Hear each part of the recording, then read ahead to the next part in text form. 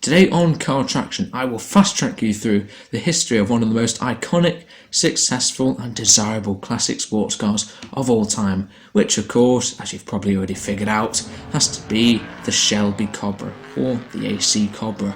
Now, to understand how this famous sports car and race car came to be, we must look at a rather famous Texan chicken farmer by the name of Carroll Shelby. Now, after serving in the Army Air Corps in the Second World War, Shelby had developed a passion for speed. By 1952, he learned he could feed this passion through road racing, and in that year, Shelby drove an MGTC to victory in a small road race in Texas. He progressed to an international racing career, driving the fastest and most expensive sports cars of the day. Ferraris, Maseratis, Jaguars. He even won the 24 Hours of Le Mans in an Aston Martin in 1959. Shelby was impressed by the speed of these sports cars, but noticed that they were unreliable and had very complex engines. With this in mind, Shelby began to dream of a sports car which could offer European balance and handling, but with a reliable, simple and powerful V8 engine. In 1960, Carroll Shelby retired from racing due to a heart condition, and the future did not look promising.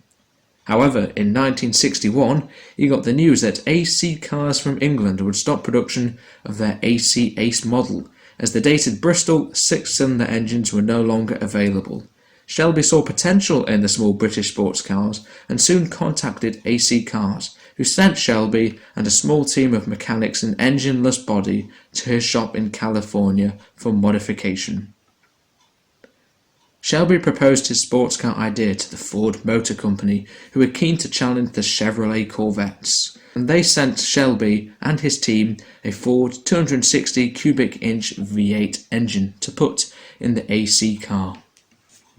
It is said that during a dream, Shelby came up with the name for his car, the Cobra. Powered by Ford's 260 cubic inch V8 engine, 75 of these Cobras were made in 1962.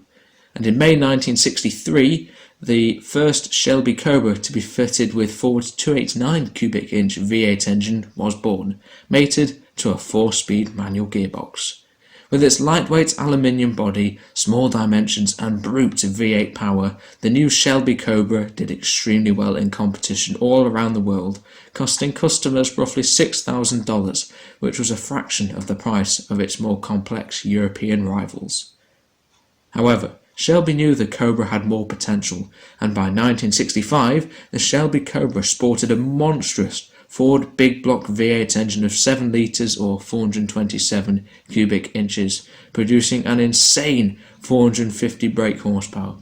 This new car had a 0 to 60 time of just over 4 seconds, and, predictably, the car dominated racing across the globe. All Cobra 427 were sold as roadsters, and with no real convertible roof, they were not really driven in the rain that much, which perhaps acted as a bit of a safety feature to dissuade drivers from tackling wet surfaces in a 427 Cobra, which could likely result in a very bad crash.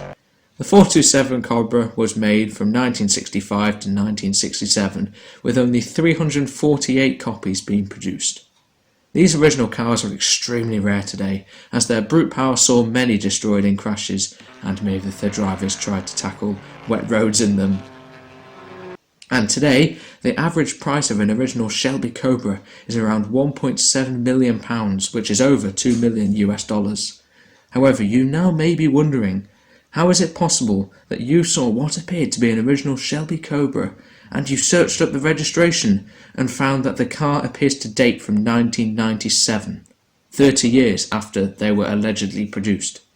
Well, to avoid centuries of saving up, since the 1970s lots of small companies have been producing Cobra 427 replicas, so chances are you saw one of the 60,000 replicas rather than the original AC Cobra. Sorry to burst your bubble, guys. However, if you have seen the original AC Cobra, which is quite a rare sighting indeed, make sure to let us know in the comments below. These replicas are of course a fraction of the price of the original Cobra and can still offer the same thrilling and authentic driving experience, but with modern amenities, which explains how popular they still are today. They're still being produced to this day. Well, I hope you guys learnt a bit from this very quick fast track through the history of one of the most famous sports cars, which is the Shelby Cobra.